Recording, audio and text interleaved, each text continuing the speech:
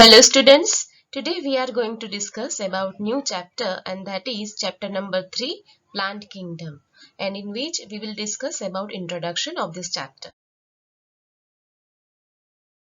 So before we start the chapter, let me analyze last 10 years. Here you can see 2009 to 2019 NEET exam questions. Okay, so here you can see a list of topics in which we will learn in this chapter.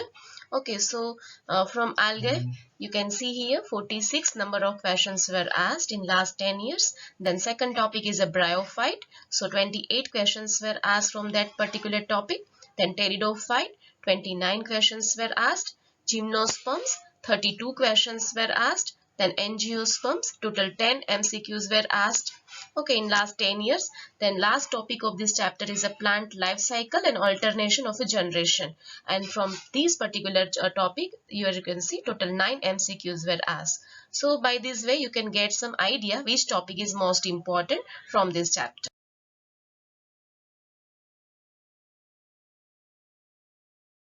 In first chapter, we have already discussed that biological classification system may be of three kinds. Okay, so you know very well, first classification system may be an artificial system, second may be a natural system, or third is a phylogenetic system. So whole biological classification system may be of three kinds: artificial system, natural system, and phylogenetic system. So now let me discuss one by one.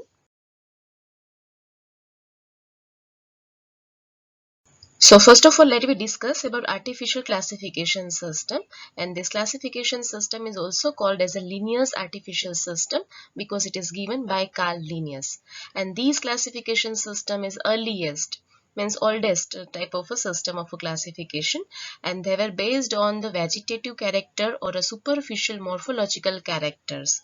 Okay, so you must be very clear in on which basis this artificial classification system is occur. So they are based on vegetative characters or a superficial morphological characters such as habits, color, number, and shape of leaves.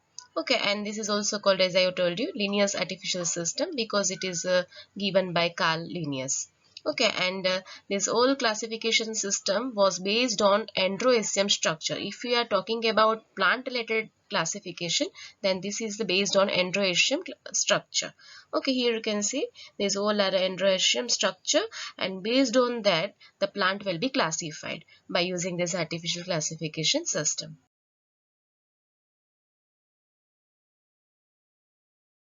Artificial classification system, and which is also called as a Linnaeus artificial system, have some drawbacks. Okay, so let me discuss which are the drawbacks of artificial classification system.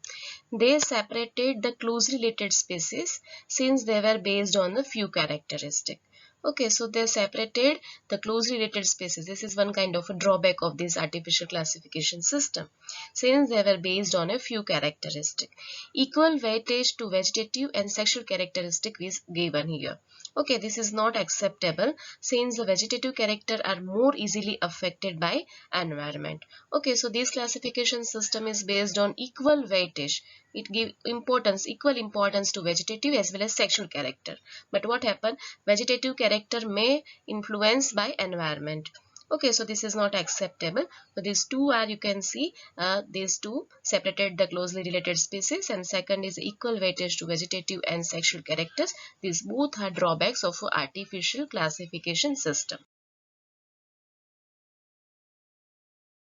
Next classification system is a natural classification system. So here you can see these are based on natural affinities among the organisms. Okay, why it is called natural classification? Because it is on the basis of natural affinities. Okay, it consider external features and internal features like morphology and anatomy, ultrastructure of anatomy, then embryology, phytochemistry. These all are basis of this classification. That's why it is called natural affinities. Okay, for example, classification for flowering plants. So if you are talking, which this chapter is based on plant kingdom, right? So if you are talking about plant related classification, then classification for flowering plants was given by George Bentham. Okay, here you can see the photograph of George Bentham, and second scientist was Joseph Dalton Hooker. Okay, so this Joseph Dalton Hooker, and both combinedly given one classification, and that is called Bentham Hooker classification, and this is very well known in the universe.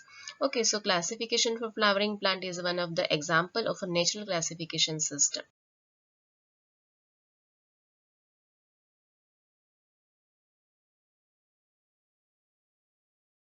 Third type of classification is a phylogenetic classification system, and this is very important because it is based on evolutionary relationship. So which animal or which organism is related to which species, now it will be here considered.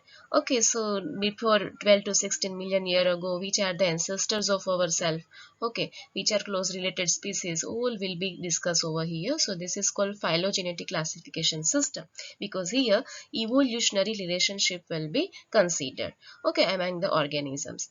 These assume that organisms in the same taxa have a common ancestors. Okay, here you can see, suppose these two have a common ancestor, you can understand, okay, because they have a same taxa. Okay, and these two have a these and these are close related, you can see, okay, because it is one branch of this classification. Okay, this way, after looking at these trees, okay, you can get the idea which type of animals or which type of organisms or species are close related.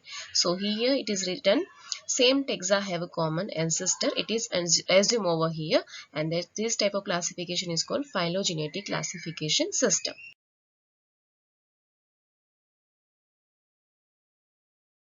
Along with this three type of classification system, there are another sources also which will resolve some problems or drawbacks in the classification. Okay, so here you can see the list of such a classification which will resolve the problems in the classification. So first of all, let me see a numerical taxonomy. So it is based on all observable characters. Okay, it is carried out using computers. Okay, and number and codes and assigned to the all characters. Here you can see this number and codes will be assigned to each characters, and data are processed. Thus hundreds of character can be equally considered. Here you can see hundreds of character together will be equally considered, and such a type of taxonomy or a classification system is called numerical taxonomy, and this will be aided with the computers. Okay, and second one is a cytotaxonomy. Okay, so it is based on cytological information, especially regarding chromosomes. You know very well, cytology mainly depend on the chromosome present in the nucleus. Okay, so here a cytotaxonomy, it is based on cytological information like chromosome number, okay, their structure and behavior. So these all are taken as a consideration for this type of classification system, and that is called cytotaxonomy. Okay, and next one is a chemotaxonomy. This is also very important aspect of a classification because it uses a chemical constitution. And finally, each and every cell is made up of biochemicals, right? So here this type of classification is also very important because it takes consideration of a chemical constitution of a plant cell. And such a type of classification system is called chemotaxonomy. So by this way, by using these three type of classification system, we can resolve problems in the classification, or we can also take it with the such traditional classification system, means natural. Along with the natural, we can use numerical taxonomy for the perfection. Along with the artificial, we can use cytotaxonomy likewise.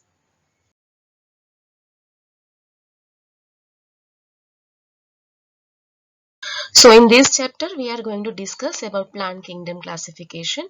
Okay, so mainly plant kingdom can be divided into two groups. Here you can see cryptogams that include plants without seeds. Okay, and second group of plants is phanerogams that are called plant bearing seeds. So seed without seeds and with seeds. Okay, so cryptogams and phanerogams. Further, this cryptogram can be divided into three groups: Thellophyta, Bryophyta and Pteridophyta. Okay, so Thellophyta include algae. Okay, then Bryophyta and Pteridophyta. These all three together included into the cryptograms. These are including plants without seeds.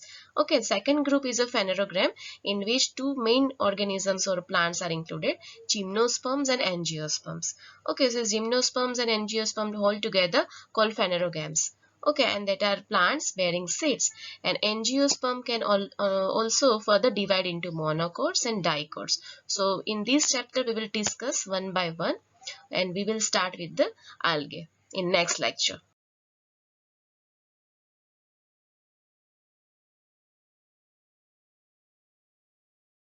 So this is your homework for today's lecture, and before we finish this lecture, let me summarize whole topic by using one animation video. So look at this video. The attempts to classify living organisms began centuries ago. The first classifications were made to identify organisms that were useful to man for food, shelter, and clothing. It was Aristotle who devised the first scientific method of classification. Based on morphological characters, he classified plants into trees, shrubs, and herbs, and animals into two groups, those that had red blood and those that didn't.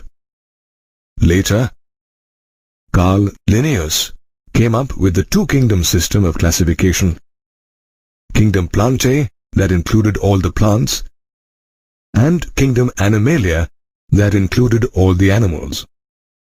This classification system was reasonable for that time because it was easy to distinguish between immobile plants and mobile animals. However, this system did not distinguish between unicellular and multicellular organisms, prokaryotes and eukaryotes, and photosynthetic and non-photosynthetic organisms. There were also a large number of living organisms that did not fall into any category under this system. New studies about various organisms also revealed enormous variations of characteristics within the organisms of the same group, like cell structure, mode of nutrition, methods of reproduction, and evolutionary relationships. Therefore, though the two-kingdom classification system was used for a long time, it proved to be an inadequate system recently. In 1969, R. H. Whittaker proposed a five-kingdom classification system where three more kingdoms, Monera, Protista, and fungi, were added to the existing kingdoms of Plantae and Animalia. The main criteria that Whittaker used for this classification system were cell structure, thallus organization, mode of nutrition, methods of reproduction, and phylogenetic relationships. Phylogenetics is the study of evolutionary relatedness among various groups of organisms. The earlier classification systems included all bacteria, algae, fungi, mosses, ferns, gymnosperms, and angiosperms under the plants category, based on the common premise that each one had a cell wall in their cells. The five-kingdom classification remedied this by placing organisms in different kingdoms based on the differences in their characteristics. Based on the differences in cell wall composition, heterotrophic fungi differ from autotrophic plants and were grouped under Kingdom Fungi. All prokaryotic organisms were grouped together under Kingdom Monera, and unicellular eukaryotic organisms were placed in Kingdom Protista. Previously, unicellular Chlamydomonas and multicellular Spirogyra were placed together under algae in Kingdom Plantae. However, in the new classification system, Chlamydomonas moved to Kingdom Protista, while Spirogyra remained in Kingdom Plantae. The five-kingdom classification system not only classified organisms into different groups, but also put together organisms that were earlier placed in different kingdoms. For example, Kingdom Protista brought together both Chlamydomonas and Chlorella with other eukaryotes like amoeba and paramecium, which were initially placed in Kingdom Animalia. Therefore, the five-kingdom classification system was evolved with an advancement in our understanding of the characteristics of organisms and their phylogenetic relationships. Depending on more such discoveries, the classification system may further need to be evolved in future. In next lecture, we will learn about algae. So till that, goodbye.